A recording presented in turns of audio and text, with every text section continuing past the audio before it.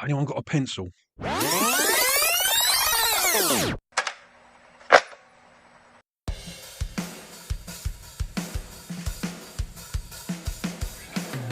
Hello, my name's Mark and I'm the host of the Mixtape podcast, where every week on the show I will ask my guests to make up an imaginary mixtape.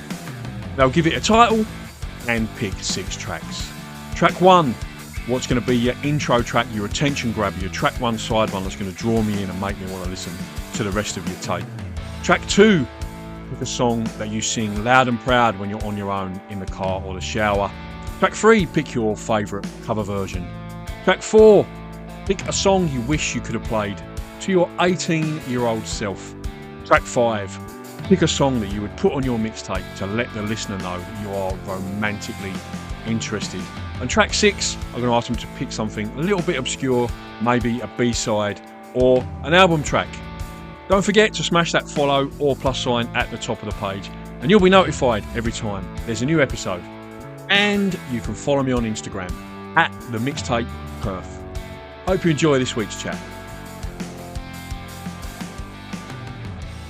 Hello and welcome to the next episode in this week's series of Out of the Woods Festival special podcast. And today I'm absolutely delighted to be joined by Hannah from Smol Fish. How are you, Hannah? Hey, I'm doing great, thank you. Thanks for coming on, mate. I really appreciate your time. Now, just before we start talking about the festival and stuff, you got a new EP, Crocodile Tears, out at the moment, just come out. Yeah, we do. Super exciting to have it out in the world after a long time coming. Yeah. I was reading your bio in your Instagram feed about that. So just tell us a little bit about the recording and the sort of writing process and how the EP came to come out, mate. Yeah, so it was September last year that we recorded it, and it was our first time recording with a different studio engineer, Andy Lawson at Debasa Studios. And I feel like he really brought something different to this recording for Smol Fish. Like it's kind of feels like an evolution. We've grown up a little bit. We're getting a little bit rockier, a little bit less scared to take up space, which I think is really exciting. Both myself and Clancy write songs for Smol Fish now. But in the past, it started as Clancy's solo songwriting project. And this release is the first time that we've started to share around who's writing. So it's just sort of evolving and changing into something else because we've been playing together for 5 years. And so it only makes sense that in that time we've grown up a bit. And I think we have a pretty similar storytelling kind of way of writing, just being a bit overly honest, and it really works well together. Okay. And that's out on all the digital streaming platforms? Yeah, absolutely. Yeah. Anyway. Have you got a Bandcamp? Is it out on your Bandcamp page as well? Yeah, sure is. So what I'll do is, if you're listening to this on the podcast as opposed to the radio show, I'll drop links in the description of the podcast wherever you can download or stream the new EP from Smol Fish. So Out of the Woods Festival, Hannah, that's coming up this weekend. You must be buzzing to be playing. Yeah. I can't quite believe it. It's so exciting. Definitely like our biggest shows we're getting to do, which is so cool. Yeah. Have you played many festivals before, or is it kind of your first sort of large? No. We played Hyperfest this year. Yeah. Mm-hmm. It was like an under 18s one, which was really cool. But that was the first festival we've done. So yeah. And on the bill. Excuse me. On the bill, who are you sort of most looking forward to seeing on? There's some pretty big names in there: Chet Faker, Django, and Meg Mac, and people like that. Who are you most excited to see? Definitely, Chet Faker was one I loved a lot quite a while ago, and I haven't heard a bunch of new stuff, but I'm sure he's still got a lovely, amazing voice. Boy and Bear as well, but we're actually on at the same time. So maybe I hate that. I used to, before I started running this format of the podcast, I just used to ask like sort of general interview questions. And towards the end, I used to ask this question. It was a real life dilemma that I found myself in back in the 90s, a festival where it was like a headline clash. But I wasn't getting the validation that I needed for the choice that I made on a day. So I stopped asking it. But the headline clash was I had to choose between the Verve, who were splitting up, and it was their last ever gig or last but one gig, we were headlining the main stage, and James Brown, who was headlining the dance tent, and I couldn't decide, and I was with my best mate, and he went James Brown, and I went the Verve, and then about 3 years later, the Verve got back together, and James Brown unfortunately had passed away, so like, I made an absolute howler there. Almost everyone I asked the question to said no, James Brown, because he's such an icon, and blah blah blah. And there's always a chance that the Verve would get back together, but it was a really sort of acrimonious split. And yeah, so headline clashes. For me, it's one of the worst things about going to festivals is like, sometimes you never even know till the day, like who you might have to sort of make a difficult choice for. Yeah, so I feel your pain there, mate. I feel your pain. Definitely. That definitely happened at Laneway this year for me. CB Bridges and 100 Gex playing at the same time. Oh, yeah. Very, very good, but I like both of them a lot. Phoebe Bridges comes up a lot on this podcast. I think the name gets mentioned a lot. I think Brent from Last Quokka is a closet massive, the world's biggest Phoebe Bridges fan, he reckons, and yeah, he was spruiking her quite hard. Okay, so let's move into the mixtape portion of your podcast. And so for track one, Hannah, I asked you to pick a song that you put on your mixtape to sort of kick it off and grab my attention. And yeah, and what did you go with, mate? I went with Wonder by Lamelda. Mm-hmm. This is like a song that definitely sort of stops you in your tracks. It has like a very steady and like constant guitar line, and then it just has quite an uplifting like feeling about it that I feel like once you listen, you can sort of move on, go through your day, and like kind of take on anything after listening. I watched the video, and that certainly grabbed my attention. I don't know if you've seen the video clip, but it was like it was, how can I say this? I don't mean this in a negative way, but it was super low budget, but like done really, really well though. Do you know what I mean? Like not like rubbish low budget. It was just like obviously low budget, but done like really, really well. I really enjoyed the video, and yeah, the song as well. Like you say, it's got that constant guitar line going right the way through it. And yeah, I absolutely love that track. Yeah, good one to kick it off for sure. And one of the good things about, and we'll get to this certainly with your track two that you've picked, is one of the good things that I like about doing this podcast in this format is I get introduced to so much like great new music that I'd not heard before, and I'd not heard of that act before. So yeah, that was an awesome one. A big one for reference tracks to my EP we were doing, because everyone in the band is a big Lamelda fan. She just writes in a super interesting way, and her vocal unmatched, I reckon.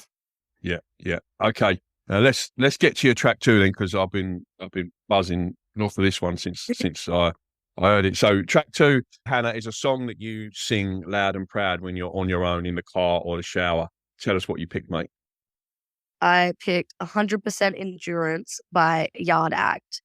We saw them at Laneway this year, and I hadn't heard that before, but my God, they were really good, and that song just like super stood out, and it's been like a mainstay in card journeys with any combination of our band members.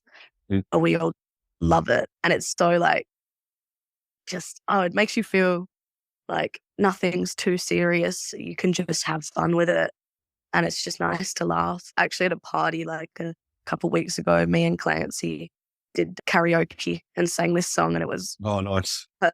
Right.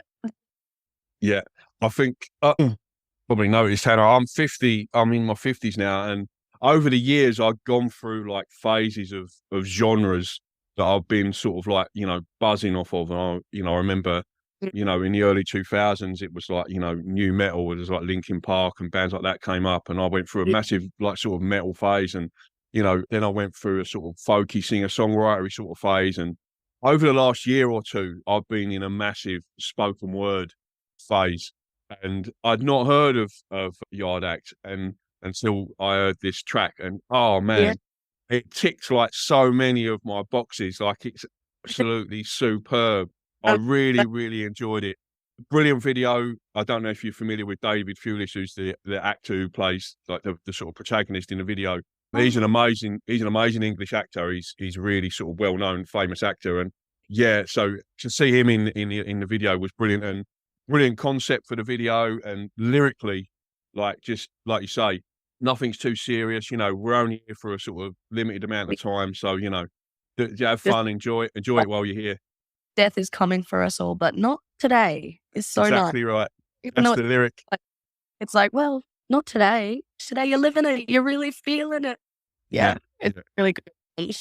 Yeah, I think I'm going to, at some point, I'm going to put together a complete sort of mixtape show of just spoken word because, I'm really into it at the moment. And yeah, since I sort of rediscovered an English artist called Scroobius Pip that I sort of knew from back in the day, but sort of rediscovered his stuff probably a year or two ago. I think I've mentioned this on the radio show before. Like, I was always aware of him and his songs and stuff, but I think that sometimes you can know and love a song, and then years later you've had life happen to you and experiences and things like that, and you can hear the same songs again, but Yeah. it hits you in a completely sort of different way because you've had those sort of life experiences. And that's what happened with me with Scroobius Pip, and that kind of like really kicked off my sort of relaunch into spoken word. So I got a big Sleaford Mods vibe from Yard Act as well. I don't know if you're familiar with Sleaford Mods. They're sort of a similar sort of English spoken word sort of outfit. I'll maybe send you a link. So I think if you like Yard Act, then I think you definitely appreciate Sleaford Mods. Yeah, okay. Track 3, Hannah, I asked you to pick your favourite cover version. What did you go with, mate? I went with Cut Your Bangs by Girlpool, although it's originally by Radiator Hospital. Mm-hmm. I only found out like a couple years ago that this was a cover. I had no idea, and I'd been listening to it since I was a teenager. And I was just shocked to find out that it's not their song because they really made it their song. And I'm a huge Girlpool fan. The way they just like do vocals, kind of almost sing-songy in a naggy way, but it's just very got like a usefulness, and it's really special. And yeah, this is the original to me. I reckon. The Radiator Hospital one is also great. Yeah, this is one I hadn't heard of. So I listened to both versions because I always like to sort of compare, you know, when I hear a cover, it's not the, you know, see how different it is to the original. Like you say, they have made it their own. And I think for me, that's that's kind of a prerequisite of a cover version. You have to kind of put your own sort of stamp on it. And if you don't, what's the point? If you're just copying the original, I don't see the point of doing it. Do you know what I mean? Unless you're going to make it your own. And they certainly have done that. I had to break it to, who was it? Alex from Love Shovel earlier in the week when I had her on the pod. She picked an Amy Winehouse track that she was under the impression was a Specials cover, but it had been done like 2 times prior to that as well. The Specials was a cover version as well. So yeah, I think, but that's the thing, when bands put their own stamp on it like so hard like that, like they did with that track and like they have with this, you would never know. Do you know what I mean? You would never know it's not one of theirs when it's got their sound on it. Do you know what I mean? Yeah, absolutely. Yeah. So yeah, I hate to be that like annoying nerdy guy who goes, no, actually, that's not on a cover. That's it. You gotta do it. I can't help myself. I have to do it. Track 4 of your mixtape, Hannah, I asked you to pick a song that you wish you could play to your 18-year-old self. What did you pick, mate? I went with Key to the City by Sorry. Mm-hmm. They're an English band that I maybe only started listening to last year, but they put out an album last year called Anywhere But Here, I think. Mm-hmm. That was just fantastic. This song is off that album. And I just think that I would have been a lot cooler with Sorry to soundtrack my teenage angst. Yeah. But sadly, it wasn't released yet. But it does serve its purpose for my 20-something angst as well. They're like just a really great band. Me and Clancy are actually going over to Melbourne to see them in 2 weeks. Yeah. Of course, but they are coming to Australia. Good. Yeah. That annoys me so much when bands do that. I talk about that quite often on the podcast and the radio show when Australia tour, and then you look at the dates and it's Brisbane, Sydney, Melbourne, maybe Adelaide, and then you go, oh man. Paul Weller's done it this week as well. He's playing Sydney only. He's doing 3 nights at Sydney Opera House. He's coming all the way from England to Australia, and he's just playing Sydney. I'm like, mate, come on. Like, yeah, it's so annoying. But yeah, we live in the greatest country in the world, and Perth's one of the greatest cities in the world. So it's a small price to pay, I think, for that. What Uh, sort of stuff were you listening to when you were 18, Hannah? Honestly, a lot of the same kind of stuff I'm listening to now. Like, um, I'm trying to think. I really like Andy Schaff and Frankie Cosmos was a big one. Girlpool absolutely were an important Yeah. formative teenage artist. But then I also was listening to some like silly electronic, fun dance music as well. Maybe more Yeah. so than I do like Hannah Diamond and yeah, stuff like that. I think I a should big I should mix.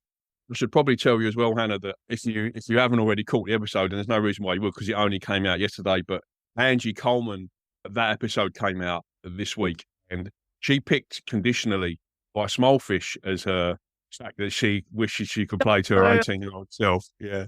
that's so sweet.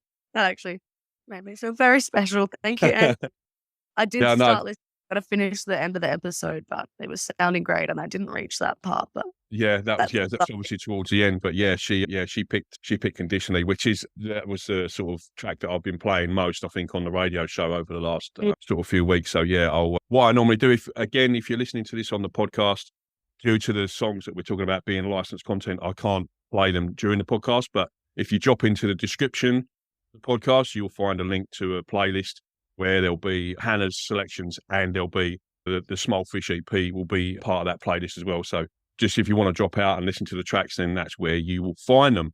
Okay. Mm. And track 5, Hannah, I asked you to pick a song that you would put on your mixtape to let the listener know that you're romantically interested. What did you pick? I went with Kiss City by Blonde Shell, which Mm. is a new song that actually Josie, our synth player, showed me at rehearsal. She was like, I think you might like this. I don't think she was trying to let me know she was romantically interested, but I did love the song and Mm. definitely went on to put it on playlists for a crush. Oh, And maybe yeah. they got from Yeah. it's just fun. It's a bit sexy and like Mm.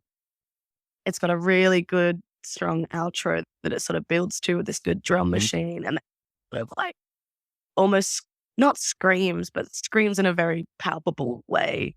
Mm. The last chorus, and it's just it's like kissing. That was going to be my follow-up question was has this ever worked for you or worked on you as a song? So you've put it on a playlist for a crush. So did it work, or are you still Yeah, waiting well, here? Or awesome, nice one, congratulations! I love hearing that. It's brilliant. That's superb.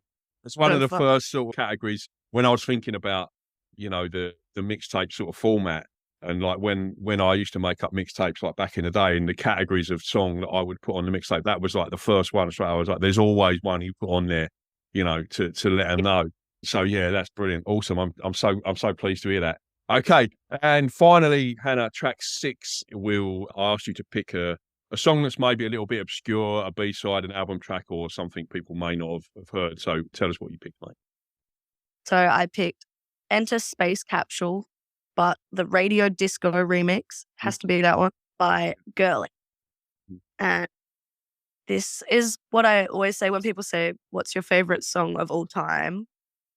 I say this song, even if it's not quite at all related to the sort of music I make. I like many different things. And this was one that my parents played a lot when I was growing up. And then maybe when I was like 16, I heard them playing it on the speakers in the backyard. And I was like, what is this? I remember this song. Yeah. Didn't stop listening to it from there. It's such a like uplifting, feel good, like euphoric kind of. Mm. A lot of the songs I picked, I like the uplifting vibe. Yeah. No, that's good. It's Yeah. so good.